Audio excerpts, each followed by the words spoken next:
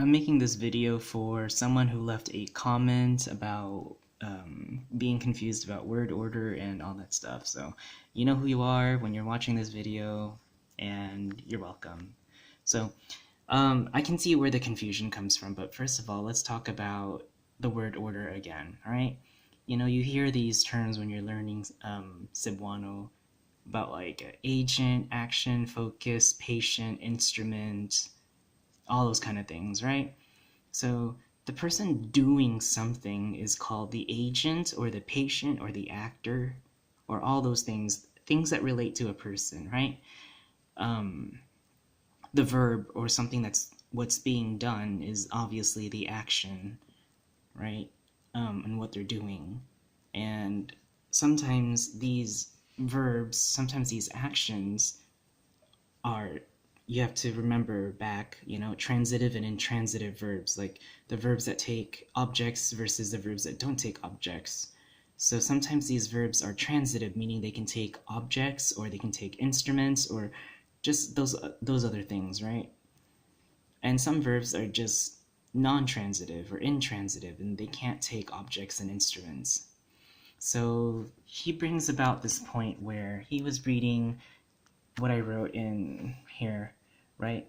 56 nga babaye gikulata sa uyab, right? Which means a 56-year-old female was beaten up by her significant other, her boyfriend or her girlfriend, right? So I don't know, let's make this into a lesbian situation, right? So 56-year-old female was beaten up by her girlfriend. And I can see where his trail of thought of thinking that he must have thought that, oh, okay, so this female, the 56-year-old female, beat up her girlfriend. So it's kind of weird. No, because you see the preposition and then you see the word meaning boyfriend, girlfriend, right? No, it's actually the other way around. Why? Because gikulata is one of those verbs that takes it's a transitive verb, meaning it can take objects. But the way the sentence was written is in a subject-verb-object form, and Cebuano is written in a verb-subject-object form. So that's why it can be confusing. And it sounds like the way I read it, it sounds like it came from a newspaper or some sort of news article or something like that. It's kind of formal. But the way it's also written is that they left out some important clues. And that's one thing about the Cebuano language is they like to shorten sentences by giving you just the main things. It could also be because that dialect of Cebuano that this was written in was probably in Cebu, where they just really chop down words and shorten a lot of words and drop down other words. So the Cebuano we speak so many, well, we add in a lot of the extra words and all, and we pronounce everything, Dabuenya dialect at least. But I mean, some of the things that I took into consideration about where your confusion might be from could be because it's ergativity. Like, remember what the ergativity, where sometimes the subject of a sentence can act as an object. In this case, the subject of the sentence might have tricked you, or the verb might have tricked you by switching the object and the subject. So it might have done that. That's what I mean. Ergativity can do weird stuff, but another thing could be word order. You know, down here I wrote how I would have written the sentence would be gikulata ang 56 anyos nga babaye or babayeng 56 anyos sa uyab.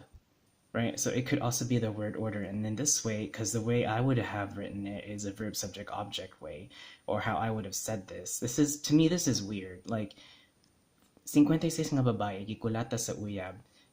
Yeah, it makes sense, but if I say it straight out, it's kind of weird. Instead, I would probably have put like a comma, or like right here, like where it says 56 nga babae, comma, gikulata sa uyab. Then okay, if there was a pause there, I would have understood. Okay, so her girlfriend beat up the 56, or the girlfriend beat up the 56-year-old female, right? Or another thing could be possession, right? But possession and ergativity can kind of go hand in hand, and that's what I wrote here. So if you read the sentence with the possession in it, right? 56 nga babae gikulata sa iyang uyab or sa uyab niya. To from or yeah to from coming from or originating from her girlfriend or the girlfriend of hers. So it can kind of confuse you with that when you put in the possession, right? But in this case, like uyab, we know that if you put in uyab already, that's a significant other of somebody, and if there's only one person here plus an uyab, we already know by the context clues that, oh, okay, they're together, right? They're together. We don't need to put in possession because they're with each other. Or in the last thing could be like the shortened and dropped words, as I said earlier, like 56 nga babae. Like I would have been like, oh, 56 años nga babae. You know what I mean? Like years and stuff like that. That could have been a factor by dropping out or shortening dropped sentences. What else can I say about this? Yeah, so just think of it in that manner. Like I can see why you probably got confused, and I don't blame you, because at first, when I first read this too, I was also a little confused, but when I reread it again, it made sense.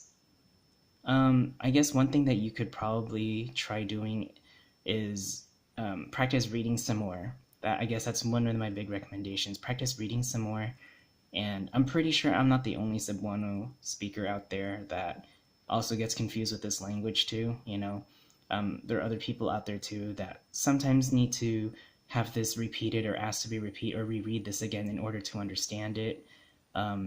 Or another thing that I also probably, one of the first things that I probably thought about was, because of the extensive language contact with English, and English is a subject-verb-object language, there could be a little change with Cebuano, as emerging as a subject-verb-object language. Like the language is changing into that structure, which is a possibility. I'm not saying it is, but it's a possibility that the language could be changing its word order from subject-verb-object instead of a verb-subject-object manner. And I don't blame Cebuano for it, because languages do change over time, and that's the natural way a language is. It's just not natural, it's just changing really fast. But those are just some things to keep in mind.